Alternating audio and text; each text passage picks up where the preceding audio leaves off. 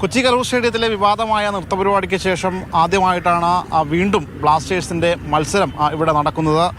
പക്ഷേ നമുക്കറിയാം ഈ മത്സരം ഇപ്പോൾ വലിയ നിരാശ തന്നെയാണ് തരുന്നത്. കാരണം മറ്റൊന്നുമല്ല, സാധാരണഗതിയിൽ ബ്ലാസ്റ്റേഴ്സിൻ്റെ മത്സരം നടക്കുമ്പോൾ ഇവിടെ വലിയൊരു ആരാധക പ്രവാഹമൊക്കെ നമുക്ക് കാണാൻ കഴിയുന്നതാണ്. പക്ഷേ ഇക്കുറി വലിയ ഒരു ആരാധകരൊന്നും ഇങ്ങോട്ടേക്ക് വന്നിട്ടില്ല. നമുക്ക് ടിക്കറ്റ് അടക്കം ഏകദേശം 7000-ഓളം ടിക്കറ്റുകളാണ് വിറ്റുപോയിട്ടുള്ളത് എന്നാണ് മനസ്സിലാക്കാൻ കഴിയുന്നത്.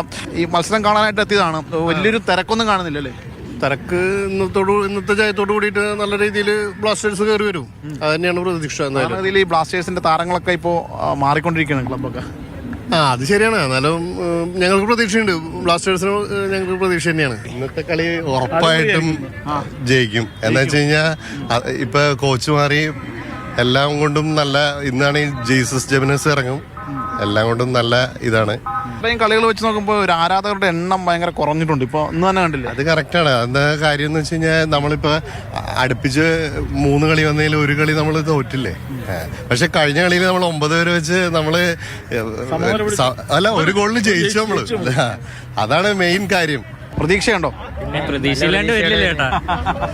ഈ ഒരു ടീമിൽ ഇപ്പോൾ പലതരത്തിലുള്ള മാറ്റങ്ങളും മറ്റുമൊക്കെ വരുന്നുണ്ട്. അപ്പോൾ അതിനെയൊക്കെ എങ്ങനെ നിങ്ങൾ കാണുന്നത്? നല്ല രീതിയിൽ കാണുന്നുണ്ട്. അടുത്ത കഴിഞ്ഞ കളി ജയിച്ചിരുന്നു. KP രാഹുലൊക്കെ പോയി ഇപ്പോൾ ഒഡീഷയിലേക്ക് മാറി. KP രാഹുൽ മാത്രമല്ലല്ലോ പ്ലെയർ, ഇനിയും പ്ലേയേഴ്സ് ഉണ്ടല്ലോ. അതിൽ നമ്മള് കാശ് മുടക്കി പ്ലേയേഴ്സിനെ മേടിച്ചിരിക്കണേ. എങ്ങനെയുണ്ട് ഇന്ന്? ഈ ആരാധകർ തീരെ കുറവാണല്ലോ.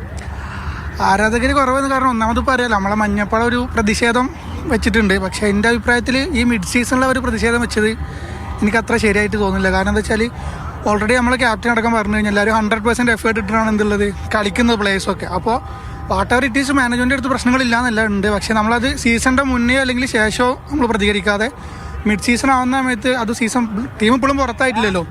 അപ്പോൾ ഈ സമയത്ത് അവരൊരു പ്രതിഷേധം നടത്തുമ്പോൾ ഓട്ടോമാറ്റിക്കലി അത് പ്ലേയേഴ്സിൻ്റെ കോൺഫിഡൻസിന് എന്ത് ചെയ്യും, സാരമായി ബാധിക്കും. അപ്പോൾ ഇത് ഒരു തരത്തിലും അത്ര ഒരു ഫുട്ബോളിനെ പറ്റി വലിയ ധാരണ ഇല്ലാത്ത ഫാൻസും അതിൻ്റെ കൂടെ കൂടിയിട്ട് പ്ലേയേഴ്സിനെതിരെയും മാനേജ്മെൻറ്റിനെതിരെയൊക്കെ പറയും. മാനേജ്മെൻറ്റ് ഒബ്വിയസ്ലി മാനേജ്മെൻറ്റ് അടുത്ത് തെറ്റുണ്ടില്ല എന്നല്ല. അപ്പോൾ എന്തായാലും വലിയൊരു ആരാധക പ്രവാഹം ഇല്ലെങ്കിൽ പോലും ബ്ലാസ്റ്റേഴ്സ് ജയിക്കണം എന്ന ഒരു ആഗ്രഹത്തോടു കൂടി തന്നെയാണ് എല്ലാവരും ഇങ്ങോട്ടേക്ക് എത്തുന്നത്. ആൻ്റണി ഗ്രീവർക്കൊപ്പം ശ്യാമപ്രസാദ് ഉത്തമൻ, മാതൃഭൂമി ന്യൂസ്, കൊച്ചി.